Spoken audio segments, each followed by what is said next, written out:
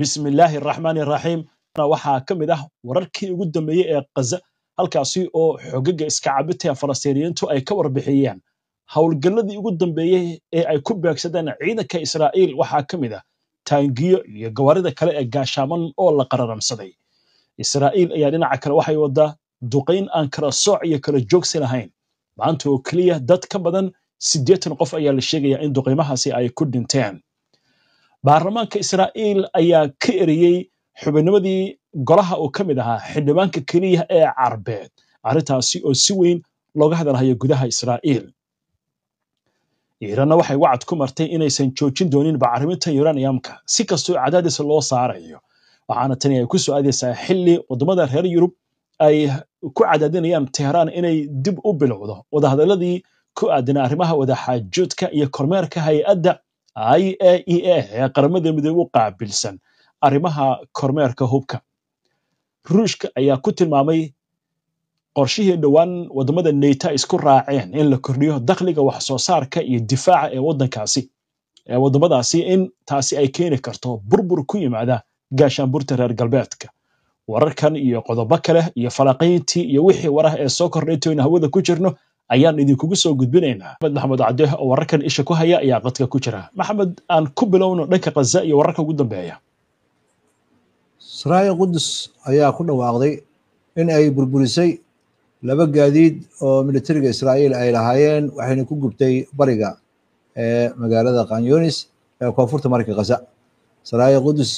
ayaa bayaankeeda ku qortay barta Telegramka waxayna sheegtay dagaalyahanedeeda inay burburiyeen markaba taangiga la yiraahdo oo isku dayay inuu soo galo deegaanka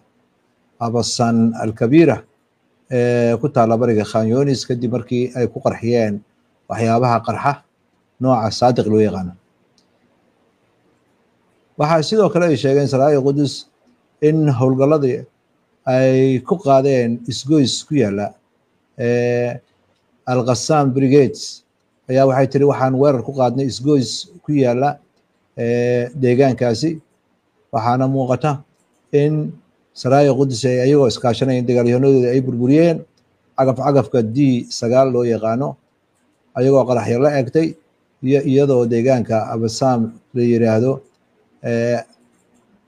ay dagaal ku galeen khadka hore ah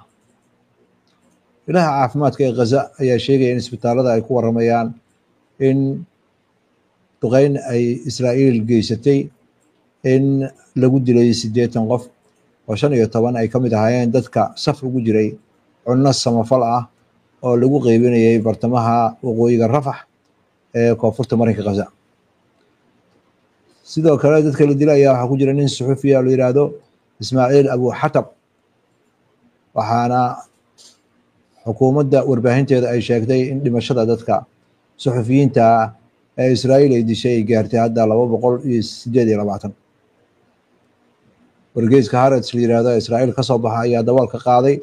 in saraakiil sare oo Israa'iil ka tirsan inay sheegeen in ciidamada ay xaqiijiyeen waxa ay ku tilmaameen baaritaan ay ku sameynayaan in si ola kaca dadka Falastiiniyiinta ah ee safka ugu jira gargaarka ay Israa'iil u dilayso waliba lala beegsanayo laguna beegsanayo xarumaha marinka Gaza ee gargaarka lagu qaybinayo Amir Saeed Irabi oo ah safiirka Iiraan u fadhiya qaramada midoobay ayaa sheegay wadankiisa inuu marnaba joojin doonin taageerinta nukleerka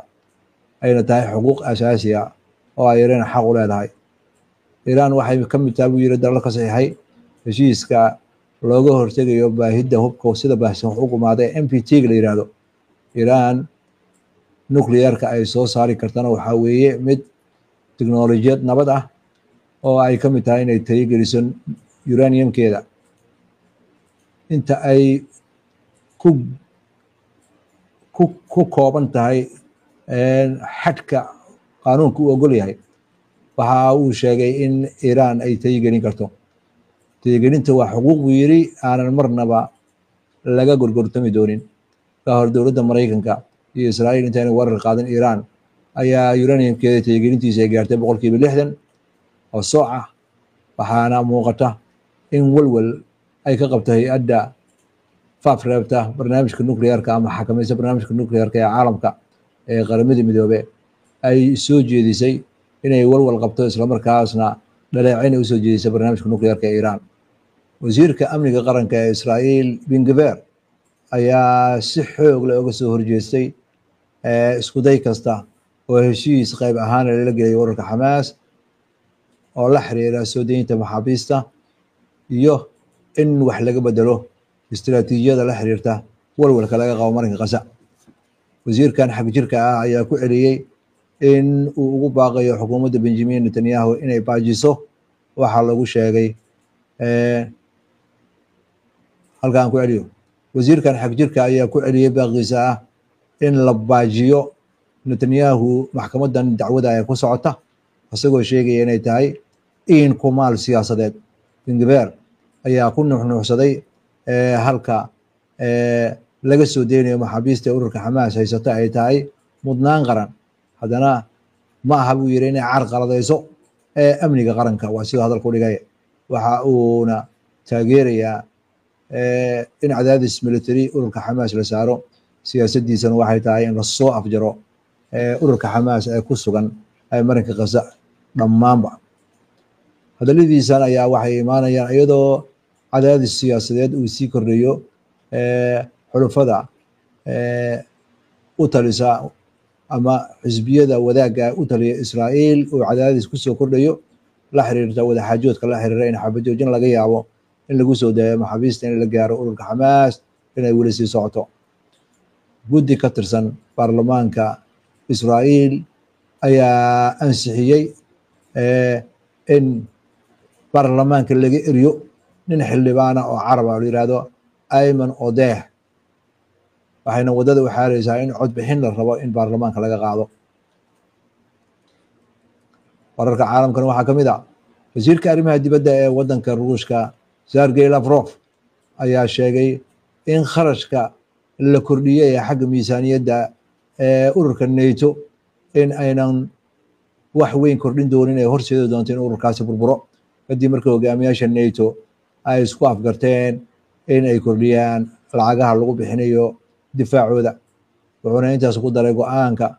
ma aha mid saameyn weyn ku yeelan kara amniga wadanka Ruushka sida wakaaladda wararka ee taas ay ku warantay. Lavrov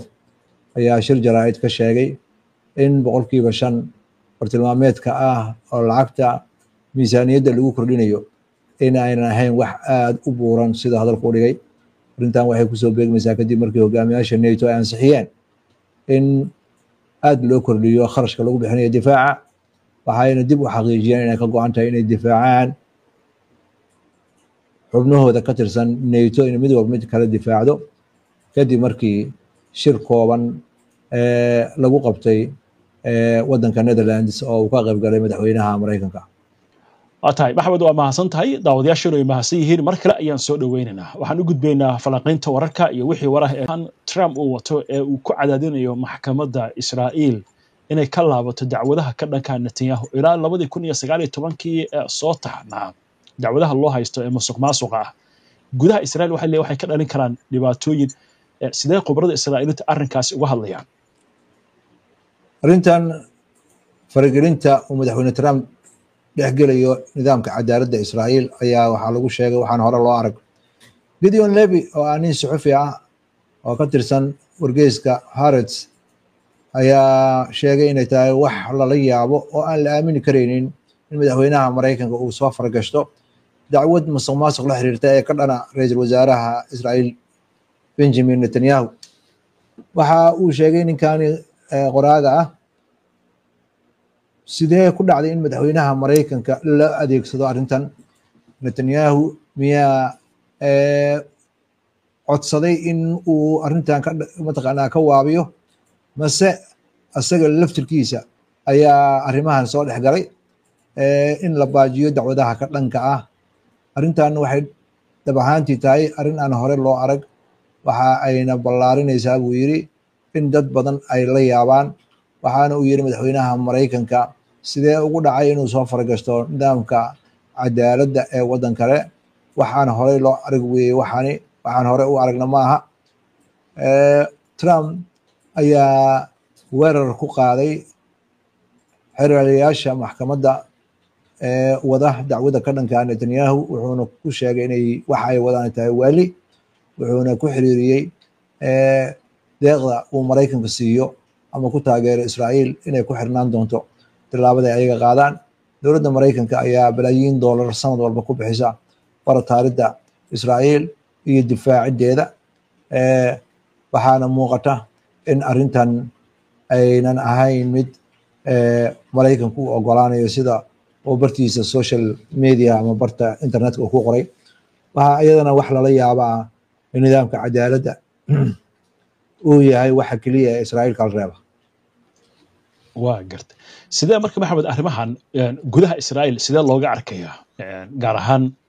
xisbiyadan cilmaaniyiinta? xisbiyada aan ku jirin dowladda, xisbiga shaqaalaha uu ka mid yahay iyo dhowr xisbi oo kale, waxa ay qabaan in nidaamka cadaaladda faragelinteeda ay tahay arrin keeni karta in Israa'iil xukuumaddeeda ay noqoto mid ay midigta fog iyo dadka calmaaniyiinta ah in ay gacan ka hadal gaarto. cadaaladda waa awoodda keliya ay leeyihiin oo ay ku maalaan. dowladda hadday xadgudub samayso lagu xakameeyo, hadday nin mas-uula erido lagu soo celiyo. hadda waxaa moodaa madaxweynihii Maraykanka inuu soo dhexgalay arrinta, kulligood way ka hadleen inayn la dhacsanayn. waxaadna moodaa in mudaaharadii waaweyn iyo keenayso arrintaana ay adag tahay in Israa'iiliyiinta ay ka noqdaan. waa gartay xagga qasa aynu eegno hadda waxaa socda dhaqaaq ilaa hadda Xamaas war kama hayno, laakiin Maraykanka ayaa waxa leeyahay Trump wuxuu wadaa qorshe uu ku riixayo Netanyahu dagaalka inuu joojiyo. maxay arrintani ka macno tahay? dadaaladan socda maxaa laga ogyahay? dadaaladan socda dhowr goor ayay sida ay u dhigayaan dadka la fagura arrimaha bariga dhexe ay leeyihiin. dhowr goor ayaa la niyad jebiyey dadka Falastiiniyiinta oo heshiis lala gaaray. qolyihii dhexdhexaadayaasha ayaga laftigooda waa quusteen, oo wadamada qaar ayaa haddana waxaa leeyahay bartilmaameed ayaba u noqon karaan Israa'iil, oo ayaga laftigooda ayaa is ururinaya. wadan ka mid a dhexdhexaadayaashana way ogtahay Iiraan ayaa duqeysay. waxa weeye Maraykankana cid Xamaas dhankeeda markay noqoto wuxuu lumiyey kalsoonidii lagu qabay. waxaa muuqata in markii loo sii deynaya ninka maxaabiiska Maraykanka ah ee Israa'iiliga ah in is-afgaradkii la gaaray ay ka boodeen. dhowr goor ay soo jeediyeen si toosan u taageerayaan Israa'iil. uma muuqato Xamaas inay wax ka dhegeysanayso. nacaybka iyo xumaanta ay qabaan iyo cadownimada iyo hubka lagu leynayo Falastiiniyiinta inuu Maraykanku mas-uul ka yahay, iyo in howl diblomaasiyad oo ka wada golaha ammaanka ee qaramada midooba ma mooga, umana muuqato in Xamaas ay xil iska saarayaan dagaalkan iyo arrimihiisa. howshooda ah dhanka militariga ayay wataan. barnaamijyadii Israa'iil ee wadday ahayd inay jabhado lacag siisay iyo qabaa'ilo waa shaqayn laadahay. samafalkii ay qaybinaysana waxay ka dhigatay meel ay dadka ku layso. Israa'iil marka wax kasta oo dhaca Xamaas wax ka fujiya waa adag tahay, waxayna u badan tahay sida khabiirada qaar ay hadalka u dhagayaan. horena dhowr goor aan u odorsnay sanadkii hore xataa in dagaalkan uu ku dhammaado xabad jooji la'aan oo Israa'iil ay cararto kana cararto marinka Gaza, sababtoo ah ciidankeeda ma dagaalami karaan. wax haray oo la burburiyana marinka Gaza kuma harin ayay leeyihiin khabiirada iyo dadka madaxa banaani jooga. dadka samafalayaasha ah iyo dadka suxufiyiinta ay dilayso ama isbitaal ha noqoto ama ha noqoto suxufiyiin, waxaad moodaa Israa'iil inay ka maagi laadahay oo ay ka dhiganayso naf. umana muuqato in Xamaas ay ka hari doonto dagaalka loogana adkaan doona, sababtoo meel ay u noqdaan ma jirto. waxaana cad in lagu goobtay sida khabiirada qaar ay hadal ku dhigayaan cid u naxariisata Xamaas ma jirto. waxa ay meeshooda ku joogaan waxaa weeye kartidooda iyo xoogooda oo iska celiyey cadow aanan u naxariisanayn oo dhagax iyo dad iyo dhir intaba burburiya sida carabta hadal ku dhigaan. waa gartay waaya aan eegno xagga Iiraan warkan ka soo yeeray ee ah inaysan joojinin bacriminta uraniumka. arrintan maxaa loo fasiran karaa? waxay ka macno tahay wadahadal inaysan doonin Iiraan inay gasho ilaa Maraykanka waan maqlaynaa xitaa wasiirka arrimaha dibadda Israa'iil oo asagii lahaa waa in cadaadis la saara Iiraan soo ma dhici karta laftigeeda in lagu marsiyoodo in mar kale weerar lagu qaado iyadoo xaaladdu ay adag tahay xiisaduna cirka guri ku shareeran tahay marnaba lagama yaabo sida uu safiirka qaramada midoobay u fadhiya hadalka u dhigay mas-uuliyiin fara badan oo Iiraaniyiin ay ka hadlayeen in Iiraan ay ka noqoto barnaamijkeeda taageerinta nukliyeerka ninka buurta dheer fuulay ee ay ku adag tahay inuu meel mariyo wixii uu ballan qaaday madaxweynaha Mareykanka haddii uu dagaal ku hanjabayna Iiraan uma muuqato inay markaan dagaal ka baqayso haddii ay Israa'iil markaan dagaal ku noqoto sida ay mas-uuliyiinta u dhigayaan hadalka dhinaca Iiraan in dharbaaxyo tii hore ka kulul inay la kulmi doonaan waxa iyadana meesha ka maqnayn madaxweynaha Mareykanka inay ku soo cuslaanayso arrinta haddii uu dagaal ku noqdo markaan sida lagu joojiyay waa adkaanaysaa khabiirada dhanna barnaamij gaar ayaan ka sameynay oo Douglas McGregor qoraal dheer ayuu ka sameeyay arrintan Mareykanka inay kusoo food leedahay dagaal dheer umana muuqato Iiraan in ay u hoggaansami doonto in dalabkan uu sameynayo isdhiibka ah inay soconayso marka ay timaado wararka hadda soo baxay oo dhan waxay sheegayaan oo la lafagurayo duqeyntii Iiraan agabkeeda loo geystay wixii la geystay waa la geystay laakiin gantaalada Iiraan saameynta iyo khatarta ay leeyihiin cabsideeda meel kasta ayay haysaa oo wadamada Yurub ayaa hadda cagaha dhulka dhigila umana muuqato Iiraan inay yeelayso in nukliyeerkeeda iyo gantaaladeeda ay noqdaan waxa ay wadamada reer galbeedka ka hadli karaan reer galbeedkana oo Mareykanka xataa ku jiro sida hadalka loo dhigayo cabsidii laga qabay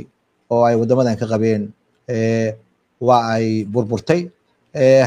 baaritaan ayaa waxa wada guddiga Iiraan u qaabilsan arrimaha nukliyeerka oo waxay leeyihiin weerarkii ugu dambeeyay ee dagaalka ahaa waxaa la isticmaalay hub adduunka mamnuuc ka ah haddii arrintaasi caddaadana waxaa muuqata inay keenayso cawaaqib qaanuuni ah iyo mid dagaal oo aanan joogsanin sida hadalka loo dhigayo waa gartay waayahay dhinaca kale aynu ka eegno hadalkan ka soo yeeray wasiirka arrimaha dibadda ee Ruushka maxaa lagu fasiran karaa haddii dhaqaalihii ay kordhiyeen wadamada NATO ee lacagta difaaca maxaa ka dhigaya inay burburayaan NATO muxuu ku fasirayaa arrintaasi Sergey Lavrov NATO wadanka ugu dadka badan waa wadanka Jarmalkana hore ayaa loo sheegay qalabkii militariga uu geeyay wadanka Ukraine kulligood waxay noqdeen kuwa aan wax tar lahayn haddii ay kordhiyaan miisaaniyadoodii haddii ay kordhin wadanka Ruushka waxaa lagu tilmaamay in warshadaha qalabka militariga soo saara oo nooc walba ah inay ku shaqeynayaan xawli aad u weyn oo sidii inuu Ruushka dagaal weyn ku jiro oo kala ah agabka uu soo saarayo iyo agabka uu dagaalka ku isticmaalayo waxaa dhowr goor badan agabka uu soo saarayo dhinacan reer galbeedka hore ayaa xogayaha guud ee NATO uu si cad u sheegay in aynan awood u lahayn in ay soo saaraan hub ku filan 3 bilood waxa ay Ruush ku soo saaro wadamada reer galbeedka waxaa suuragal u ah inay sanad ku saaraan tan kale oo ayadana ay tahay in la baqsaday ahayd Ruushka oo cunaqabataynta dhaqaalihiisa lagu weeqo hadda waxaa muuqata Ruushka inuu yahay wadan aad u awood weyn meelaha qaarna waxaa la leeyahay wadanka adduunka ugu awood weyn maadaama uu leeyahay bombooyinka ugu badan uguna qatarsan caalamka ee xagga nukliyeerka dad badan ayaa candhuufkooda gadaal u naqay oo ka mid yahay madaxweyne Trump oo dhinaca Kremlin-ka waxaa ka soo baxaya Trump mowqifkii dowladda Ruushka lagu yaqaan dowladda Mareykanka lagu yaqaan inuu isbedel weyn ku sameeyay oo ay suuragal tahay in labada madaxweyne kulmaan waxayna muujinaysaa NATO inay kaligeed arrinta ku koobnaan doonto Ruushkana waxa uu leeyahay wax kastoo aad samaysaan waxba nagama qaadi kartaan waa tahay maxamed waa mahadsan tahay daawadayaashu way mahadsan yihiin inta ayaan kusoo gabagabaynaynaa caawa barnaamijka daawada si aad ula socoto wararkan iyo barnaamijyada iyo macluumaadka aynu soo gudbino haddii aad ka cusub tahay baraheena bulshada ama horey aadan ugu xirnayn hadda kusoo beer waana mahadsantihiin mar kale nabadgelyo